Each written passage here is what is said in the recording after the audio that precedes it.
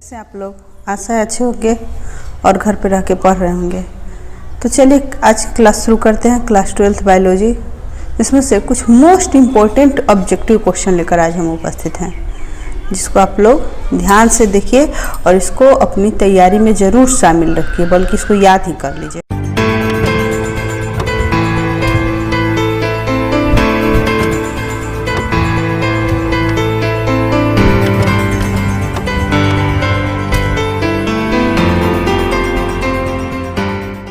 पहला क्वेश्चन है, मानव शरीर में पाचन का अधिकांश भाग किस अंग में समाप्त होता है? यानी पाचन की प्रक्रिया जो है वह तो मुंह से ही शुरू हो जाती है।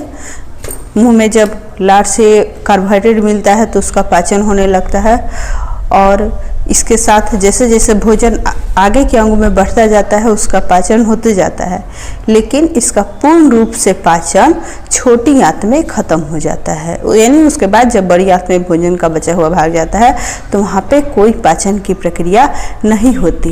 यहाँ ऑप्शन जो है छोटी आंत, आमाशय, बड़ी आंत और पैनक्रियास। तो इसके बारे में थोड़ी सी चर्चा कर लेते हैं। आमाशय, जैसे हमारा भोजन है मुंह के द्वारा जब हम उसको ग्रहण करते हैं, ये ग्रास नली से होते हुए आमाशय में पहुंचती है, जहाँ हाइड्रोक्लोरिक अम्ल स्त्रावित होता है, HCl भी कहते हैं उसको।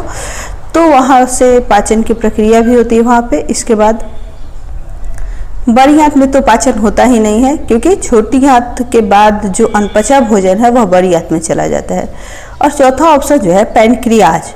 तो पैनक्रियाज में भोजन नहीं जाता, बल्कि पैनक्रियाज या अग्नाशय, इससे पाचक एंजाइम निकलते हैं जो कि भोजन के पाचन में पूर्ण सहयोग देते हैं, और इसी के द्वारा भोजन का पाचन संभव हो पाता है।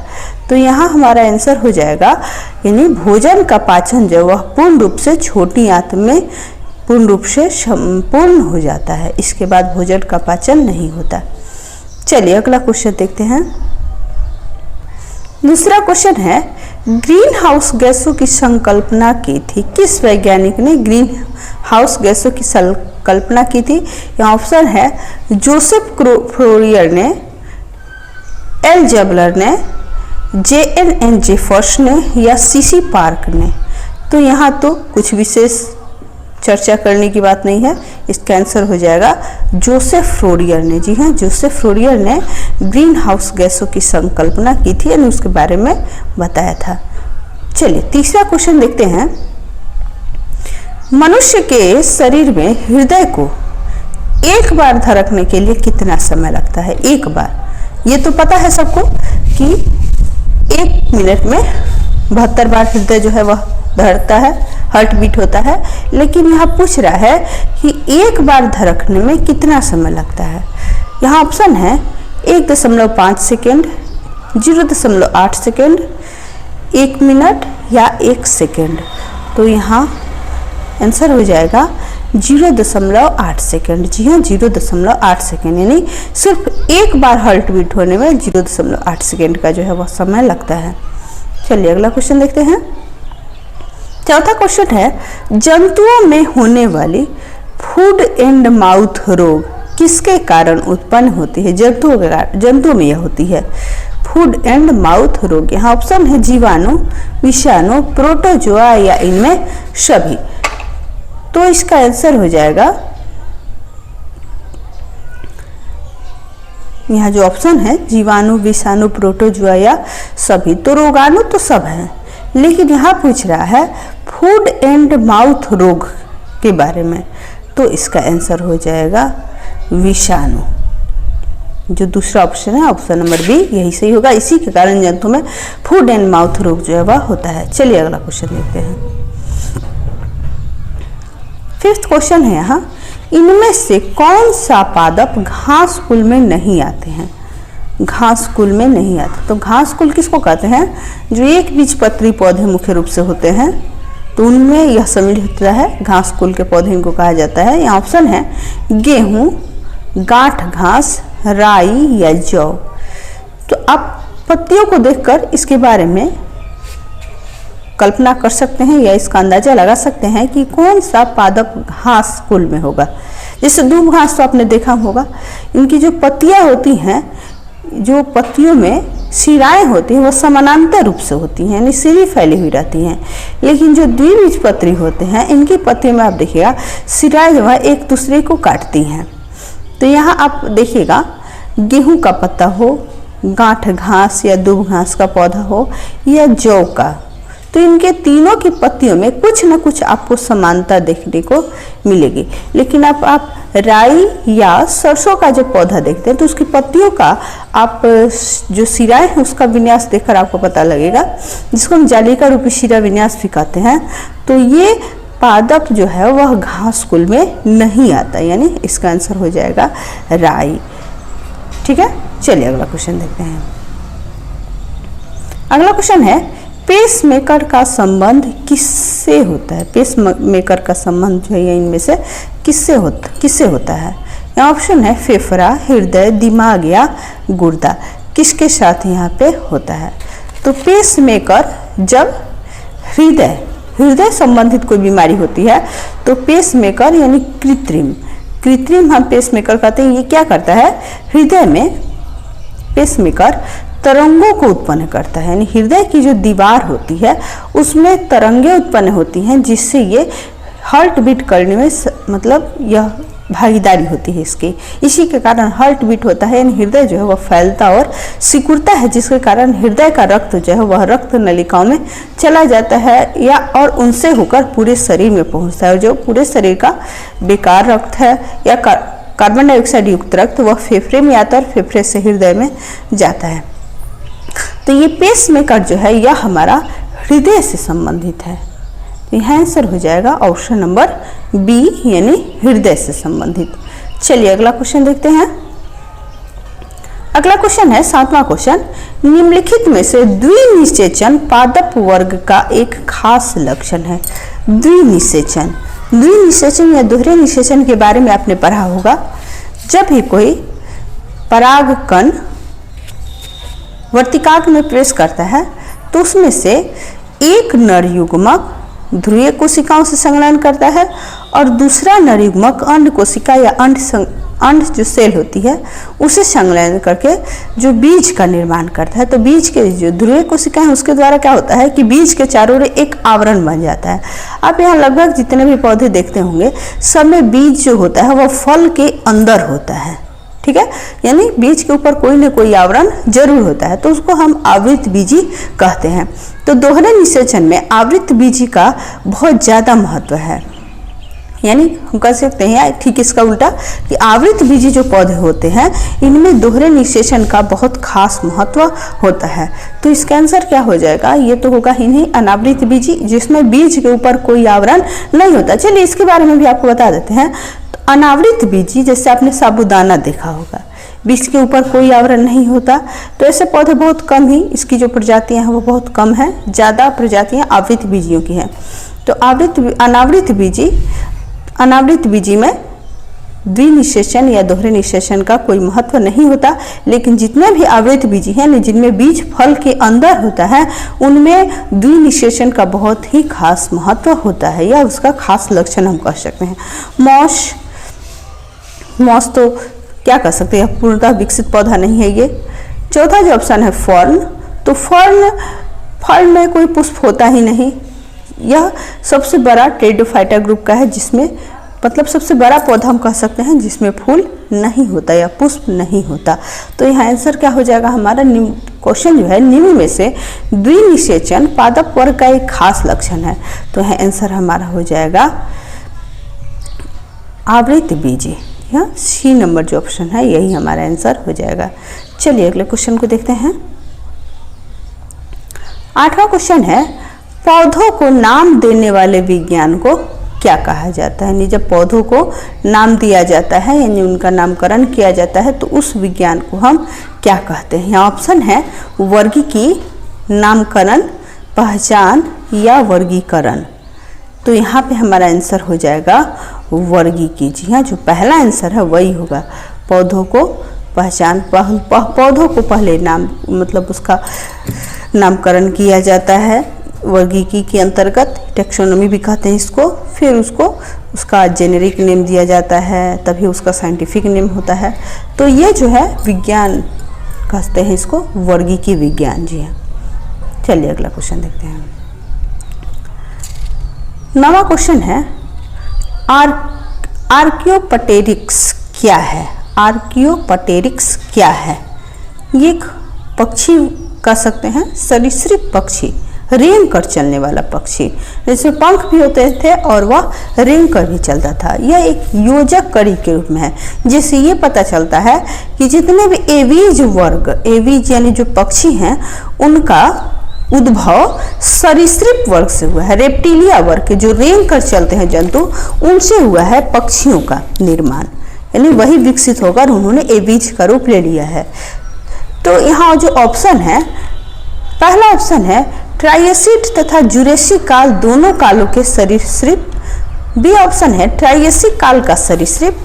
तीसरा ऑप्शन है जुरेसिक काल का सर्वपुरातन पक्षी। या चौथा ऑप्शन है जुरेसिक काल का सरीसृप। तो आपको पहले ही बताया मैंने, यह एक पक्षी था, यानी रेंग कर चलने वाला पक्षी, जो दौड़ता भी था और उड़ता भी था। तो इसका आंसर हो जाएगा ऑप्शन नंबर सी, यानी आर्कियोपटेरिक्स क्या है? जुरेसिक काल का सर्वपुरातन पक्षी है। चलिए अगला क्वेश्चन देखते हैं। क्वेश्चन नंबर 10 है कि वयस्कों में श्वेत रुधिर कोशिकाओं तथा लाल रुधिर कोशिकाओं का औसत अनुपात क्या है? यानी जो श्वेत रुधिर कोशिकाएं होती हैं, जिसको कि हम WBC कहते हैं, जिसके कारण हमारे शरीर में रोग प्रतिरोधक क्षमता जो है वह बनी रहती है। यह रोगाणु से लड़ता है। जब हमारे शरीर में कोई रोगाणु प्रवेश करता है तो ये जो WBC है, यही उससे लड़ने का कार्य करते हैं। शरीर में अगर WBC की कमी होगी तो हमारे शरीर में रोग प्रतिरोधक क्षमता जो वह भी कम हो जाएगी। और लाल रुधिर कोशिकाएं जो है, जिसमें हीमोग्लोबिन होता है, तो यही हीमोग्लोबिन क्या करता है हमारे शरीर में, जब फेफड़े के चारों ओर यह रक्त जाता है तो वह ऑक्सीजन को खींचता है। यानी हीमोग्लोबिन में ही ऑक्सीजन को जकड़ने की जो क्षमता होती है वह बहुत ज़्यादा होती है, उसके साथ संयोजन करने की, वह उसको फेफड़े से जकड़ लेता है और ले जाकर कोशिकाओं में छोड़ देता है। और फिर कोशिकाओं से ऑक्सीजन को कार्बन डाइऑक्साइड को लेकर फिर कहाँ लाकर छोड़ देता है? फेफड़ों में लाकर छोड़ देता है। हम कह सकते हैं श्वसन में मुख्य भूमिका जो ये लाल रुधिर कोशिकाएं हैं, यही पूर्ण रूप से संपन्न करती हैं। तो यहाँ पूछा है क्वेश्चन कि श्वेत रुधिर कोशिकाओं और लाल रुधिर कोशिकाओं का अनुपात कितना होता है? यहाँ ऑप्शन है 1:1000, 1:500, 1:700 या 1:1200। तो यहाँ हमारा आंसर हो जाएगा 1:700। जी हाँ, 1:700। यानी अगर 1 WBC है श्वेत रक्त कणिका, तो उसके साथ 700 की संख्या में लाल रुधिर कणिकाएं या RBC होंगी। चलिए अगला क्वेश्चन देखा जाए। अगला क्वेश्चन है वनस्पति संवर्धन से संबंधित विज्ञान की शाखा को क्या कहते हैं? वनस्पति संवर्धन यानी पेड़ पौधों का संवर्धन कैसे किया जाए। ठीक है, तो यहाँ एग्रीकल्चर, बहुत से लोग सोचते होंगे कि एग्रीकल्चर होगा, तो एग्रीकल्चर नहीं होगा। एग्रीकल्चर का अर्थ होता है खेती या कृषि से संबंधित जो चीजें होती है उसको एग्रीकल्चर के अंतर्गत रखा गया है। लेकिन यहाँ कह रहा है वनस्पति संवर्धन। यहाँ जो ऑप्शन है, पहला ऑप्शन है एग्रीकल्चर, फ्लोरिकल्चर, हार्टिकल्चर या ओलेरिकल्चर। तो यहाँ हमारा आंसर हो जाएगा ऑप्शन नंबर सी, हार्टिकल्चर। यानी वनस्पति संवर्धन से संबंधित विज्ञान की शाखा को हम हार्टिकल्चर कहते हैं। चलिए अगला क्वेश्चन देखते हैं। क्वेश्चन नंबर 12, दाद की बीमारी निम्नलिखित में से किस प्रकार की होती है? यानी किसके कारण, किस रोगाणु के कारण दाद की बीमारी होती है? यहाँ जो ऑप्शन है वायरल, फंगस, प्रोटोजोआ या बैक्टीरिया। वायरल या विषाणु के द्वारा कह सकते हैं, फंगस फंगी के द्वारा, प्रोटोजोआ या बैक्टीरिया के द्वारा। तो दाद क्या है? दाद एक त्वचा संबंधित बीमारी है और यह फंगी के कारण होता है। फंजाई भी कहते हैं इसको, जिसको एक अलग संघ ही बना दिएगा, फंगी या फंगस। तो दाद जो है वह फंगस बीमारी है, त्वचा से फैलता है यह, यानी संक्रमित त्वचा से यह फैलता है दाद की बीमारी। चलिए अगला क्वेश्चन देखते हैं। हाँ, 13वां क्वेश्चन है, उच्च रक्तचाप की अवस्था को क्या कहते हैं? उच्च रक्तचाप, उच्च रक्तचाप क्या है? जब बीपी बढ़ जाता है, ब्लड प्रेशर आपने सुना होगा, नहीं, ब्लड का जो प्रेशर है, रक्त नलिकाओं में रक्त का जो दबाव है यह बढ़ जाता है, तो इसको हम उच्च रक्तचाप कहते हैं। तो इस अवस्था को क्या कहते हैं? तो यहाँ आंसर यहाँ जो ऑप्शन है उसके अनुसार पहला ऑप्शन है हाइपोटेंशन, हाइपरटेंशन, पक्षाघात या इनमें से कोई नहीं। तो यहाँ आंसर हो जाएगा हमारा हाइपरटेंशन, जो दूसरा ऑप्शन है हाइपरटेंशन, यही हमारा आंसर हो जाएगा। यानी जब उच्च रक्तचाप हो तो हाइपरटेंशन, और जब बीपी लो हो जाता है या रक्तचाप कम हो जाता है तो इसको हम हाइपोटेंशन कहते हैं। तो यहाँ हमारा उच्च रक्तचाप पूछ रहा है, तो यहाँ आंसर हो जाएगा हाइपरटेंशन। चलिए अगला क्वेश्चन देखते हैं। क्वेश्चन नंबर 14 है, विषाणु वृद्धि करता है किसमें? विषाणु सबसे ज़्यादा वृद्धि किसमें करता है? यहाँ ऑप्शन है चीनी के विलयन में, जीवित कोशिका में, मृत शरीर में या पानी में। तो आपने सुना होगा कि कुछ वैज्ञानिक जो है वह विषाणु को सजीव ही मानते हैं और कुछ वैज्ञानिक इसे निर्जीव ही मानते हैं। निर्जीव मानने का कारण यह है कि यह स्वतंत्र रूप से अपनी वृद्धि नहीं कर सकता, लेकिन सजीव मानने का कारण यह है यह अपनी वृद्धि करता है, इसलिए कुछ वैज्ञानिक इसको सजीव मानते हैं। तो यहाँ जब तक विषाणु किसी जीवित कोशिका में प्रवेश नहीं करेगा तब तक वह अपनी संख्या में वृद्धि नहीं कर सकता। तो यहाँ हमारा आंसर क्या हो जाएगा? जीवित कोशिका। जी हाँ, जब तक यह किसी जीवित कोशिका में प्रवेश नहीं करता यह अपनी वृद्धि नहीं कर सकता। चलिए अगला क्वेश्चन देखते हैं। क्वेश्चन नंबर 15 है, मनुष्य के मुख्य श्वसन अंग है। मनुष्य के मुख्य श्वसन अंग क्या है? ऑप्शन है ट्रैकिया, क्लोम, नाक या फेफड़ा। तो मुख्य श्वसन अंग पूछ रहा है। ट्रैकिया जो रक्त की जो श्वसन नलिका होती है उसको हम ट्रैकिया कहते हैं। क्लोम मछलियों में होता है, क्लोम छिद्र। तीसरा ऑप्शन है नाक। तो नाक तो बाह्य संरचना है, जो एक नासिका या नाक कहते हैं, यह श्वसन का एक मार्ग है, ठीक है, जिसके द्वारा हम वायु को शरीर के अंदर प्रवेश कराते हैं और फिर इसको बाहर छोड़ते हैं। तो यह एक मार्ग है, लेकिन यहाँ पूछ रहा है मुख्य श्वसन अंग, तो यहाँ आंसर हो जाएगा फेफड़ा। यह फेफड़ा जो डी ऑप्शन है यही से होगा, यह मनुष्य का मुख्य श्वसन अंग है। चलिए अगला क्वेश्चन देखते हैं। फेफड़ा का आकार होता है, किस प्रकार का आकार होता है फेफड़ा का? बेलनाकार, गोलाकार, शंक्वाकार या अंडाकार? फेफड़ा का आकार पूछ रहा है। तो फेफड़ा का आकार होता है शंक्वाकार, यानी ऊपर थोड़ा चौड़ा और नीचे थोड़ा पतला, इसे हम शंक्वाकार कहते हैं। फेफड़ा का जो आकार, या हृदय का भी अगर पूछे तो हृदय का भी आकार शंक्वाकार ही होता है, ऊपर का भाग तिकोना। हृदय का आकार कैसा होता है? तिकोना होता है, और फेफड़ा का आकार शंक्वाकार होता है। चलिए अगला क्वेश्चन देखते हैं।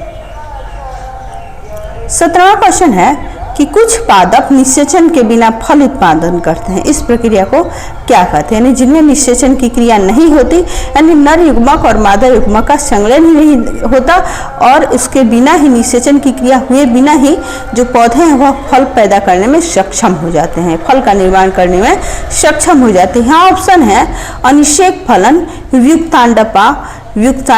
युक्तांडपा या अपयुग्मन। 4 ऑप्शन है, अनिषेक फलन, वियुक्तांडपा, युक्तांडपता या अपयुग्मन। तो यहाँ आंसर क्या हो जाएगा? बिना निषेचन के जब फल की उत्पत्ति हो तो उसको हम कहते हैं अनिषेक फलन। जी हाँ, अनिषेक फलन। जैसे आपने देखा हुआ केला में निषेचन की क्रिया हुए बिना ही फल की उत्पत्ति हो जाती है। चलिए अगला क्वेश्चन देखते हैं।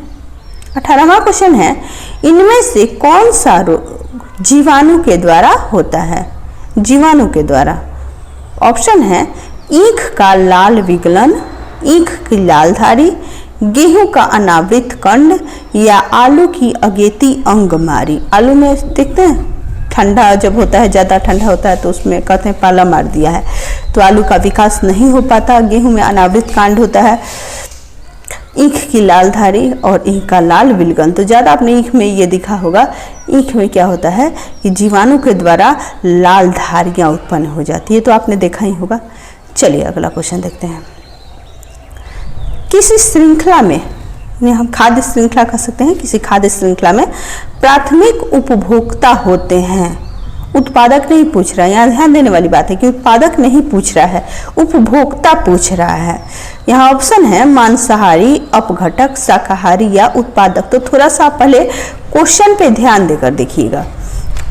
खाद्य श्रृंखला में प्राथमिक उपभोक्ता, तो यहाँ प्राथमिक उपभोक्ता जितने भी शाकाहारी होते हैं, यानी उत्पादक कौन हो गया, पेड़ पौधे, और प्राथमिक उपभोक्ता जो शाकाहारी जंतु होते हैं वो कहलाते हैं। तो यहाँ आंसर हमारा क्या हो जाएगा, शाकाहारी। जितने भी शाकाहारी होते हैं वो क्या होते हैं, प्राथमिक उपभोक्ता। और द्वितीयक उपभोक्ता शाकाहारी जो होते हैं, या द्वितीयक उपभोक्ता हम कह सकते हैं किसको, मांसाहारी को। लेकिन यहाँ क्या पूछ रहा है, प्राथमिक उपभोक्ता पूछ रहा है, तो ये क्या हो जाएगा, शाकाहारी। चलिए अगला क्वेश्चन देखते हैं। यहाँ क्वेश्चन है अगला, निम्न में से सबसे छोटा जीव कौन है। सबसे छोटा जीव पूछ रहा है। जीव यानी जिसमें कोशिका के ऊपर कोई ना कोई आवरण जरूर हो, उसी को हम जीव कह सकते हैं। तो यहाँ ऑप्शन है विषाणु, विषाणु या वायरस, जीवाणु, बैक्टीरिया, ईस्ट, और चौथा ऑप्शन है माइकोप्लाज्मा। तो सबसे छोटा जीव होता है माइकोप्लाज्मा। तो हमारा क्या हो जाएगा, यही आंसर सही हो जाएगा, माइकोप्लाज्मा। चलिए अगला क्वेश्चन देखते हैं। मानव की आंत में पाया जाने वाला जीवाणु है, यानी दिए गए जो ऑप्शन है इनमें से कौन सा जीवाणु मनुष्य की आंत में पाया जाता है। यहाँ ऑप्शन है एशेरिशिया कोलाई, वाइब्रियो कॉलेरी, कोरिनोबैक्टीरियम, या इनमें से कोई नहीं। कौन सा होगा, तो यहाँ ऑप्शन क्या हो जाएगा, पहला ऑप्शन हमारा जो है ये हो जाएगा, मनुष्य की जो आंत है उसमें एशेरिशिया कोलाई जो है वह पाया जाता है। चलिए अगला क्वेश्चन देखते हैं। प्रकाश संश्लेषण में सूर्य के प्रकाश के कौन सी रश्मियों का पर्णहरित द्वारा सर्वाधिक उपयोग किया जाता है, या कह सकते हैं किस रंग की रश्मियों का, किरणों का सबसे ज्यादा उपयोग किया जाता है। यहाँ ऑप्शन है हरा, नीला, जरज, पीला। तो यहाँ ऑप्शन क्या, यहाँ आंसर क्या हो जाएगा हमारा, जरज। इसको हम क्या कहते हैं, इसको हम लाल रंग भी कहते हैं। सबसे ज़्यादा किसका प्रयोग होता है, लाल रंग का। तो चलिए आप लोग इसको याद रखिएगा, लाल रंग जो होता है वो सबसे ज़्यादा उपयोग में होता है, इसको जरज भी कहते हैं। चलिए अगला क्वेश्चन देखते हैं। मनुष्य में कुल कितनी हड्डियां होती हैं। क्वेश्चन इजी है, लगभग लोगों को पता होगा। यहाँ ऑप्शन है 202, 200, 206 या 212। तो जब बच्चा जन्म लेता है तो उसके शरीर में कुल 300 हड्डियां होती हैं, लेकिन जैसे जैसे बच्चा बड़ा होते जाता है, जब वयस्क हो जाता है तो वयस्क अवस्था में उसके शरीर में वो हड्डियां जुड़ती जाती हैं, और जो हड्डियों की संख्या होती है वह अंत में 206 होकर रुक जाती हैं। चलिए अगला क्वेश्चन देखते हैं। अगला क्वेश्चन है, योग्यतम की उत्तरजीविता का प्रतिपादन किसने किया, किस वैज्ञानिक ने किया। योग्यतम की उत्तरजीविता यानी जो प्रकृति क्या करती है, प्रकृति अपने अनुसार जीवों को चुनती है। जो जीव प्रकृति के अनुसार अपने आप को ढालने में सक्षम हो जाता है वह जीव जीवित रहता है, और जो जीव प्रकृति के अनुसार अपने आप को जीवित रखने में सक्षम नहीं हो पाता वह मृत हो जाता है। तो यहाँ क्वेश्चन कह रहा है योग्यतम की उत्तरजीविता। तो यहाँ ऑप्शन है ह्यूगो डीवरीज, पाश्चर, डार्विन या लामार्क। किसने कहा था कि जो योग्य होते हैं वह उनका उत्तरजीवन ज़्यादा होता है, और जो योग्य नहीं होते उनका उत्तरजीवन कम होता है। तो आंसर क्या हो जाएगा हमारा, डार्विन, क्योंकि उन्होंने ही प्राकृतिक चुनाव का सिद्धांत दिया था, डार्विन। इसका आंसर क्या हो जाएगा, डार्विन। चलिए अगला क्वेश्चन देखते हैं। अगला क्वेश्चन है, निम्नलिखित में से कौन सा रोग जीवाणु के कारण होता है। यहाँ ऑप्शन है पेचिश, चेचक, हैजा या इनमें से कोई नहीं। कौन सा रोग जीवाणु के द्वारा होता है। चलिए तो इसका आंसर क्या हो जाएगा, ऑप्शन नंबर सी, हैजा। हैजा जो रोग है यह जीवाणु के कारण होता है। चलिए अगला क्वेश्चन देखते हैं। क्वेश्चन नंबर 26 था, शीत रक्तीय प्राणी कौन सा है? शीत रक्तीय प्राणी यानी इसको अनियत तापी जंतु भी कहते हैं, जिसके शरीर का तापमान वातावरण के तापमान के अनुसार क्या है, बदलते रहता है। यहाँ ऑप्शन है मेढक, छिपकली, मछली या उपयुक्त सभी। तो इनमें से जो है इसका आंसर हो जाएगा इनमें से सभी, क्योंकि मेढक, मछली या छिपकली सभी क्या है, शीत रक्तीय प्राणी हैं। चलिए अगला क्वेश्चन देखते हैं।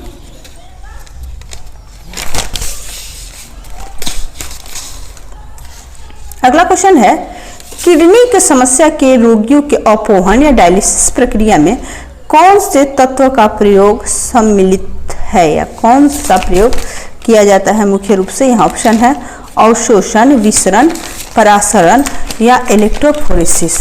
तो इसका आंसर हो जाएगा अवशोषण, विसरण, परासरण या इलेक्ट्रोफोरेसिस दिया है, तो इसका आंसर हो जाएगा विसरण। जी हाँ, विसरण। जब किडनी में कोई समस्या होती है और डायलिसिस किया जाता है तो उस प्रक्रिया में विसरण का प्रयोग किया जाता है। चलिए अगला क्वेश्चन देखते हैं। 28वां क्वेश्चन है, ऐसे मवेशी जिनमें गायों से ज्यादा मात्रा में दूध मिलता है परंतु बैल बेकार भारवाही पशु है, वे हैं, किसको कहते हैं? भारवाही नस्लें, दुधारू नस्लें, द्विप्रयोजक नस्लें या उपयुक्त सभी। क्या कहते हैं ऐसे को? तो यह आंसर हमारा हो जाएगा दुधारू नस्लें। जी हाँ, इसका आंसर हो जाएगा दुधारू नस्लें। चलिए अगला क्वेश्चन देखते हैं। अगला क्वेश्चन है, मानव शरीर के किस अंग की हड्डी सबसे लंबी होती है? किस अंग की हड्डी सबसे लंबी होती है? ऑप्शन है रिब केज, रिब यानी जो फेफड़े की जो पसलियां होती हैं उसको कहा जाता है, भुजा, हाथों की ह्यूमरस, जांघ, जांघ की हड्डी जिसे फीमर कहते हैं, या मेरुदंड जो रीढ़ की हड्डी होती है। तो यह आंसर हमारा क्या हो जाएगा? सबसे लंबी हड्डी पूछ रहा है ना, तो आंसर हो जाएगा जांघ की हड्डी। और बताइए सबसे छोटी हड्डी कौन सी होगी? मानव शरीर की सबसे छोटी हड्डी वो होती है कान में एक हड्डी होती है, इसे स्टेप्स कहते हैं, स्टेपिस भी कहते हैं, तो वो सबसे छोटी हड्डी होती है। और सबसे लंबी हड्डी यहाँ पूछ रहा है तो ये हो जाएगी जांघ की हड्डी, जिसे हम फीमर कहते हैं। जी हाँ, फीमर कहते हैं। चलिए अगला क्वेश्चन देखते हैं।